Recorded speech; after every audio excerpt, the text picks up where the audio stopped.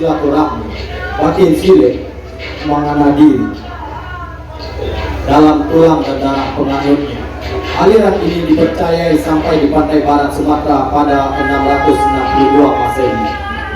Saat di arah sana, Khalifah Umayyah bertahta.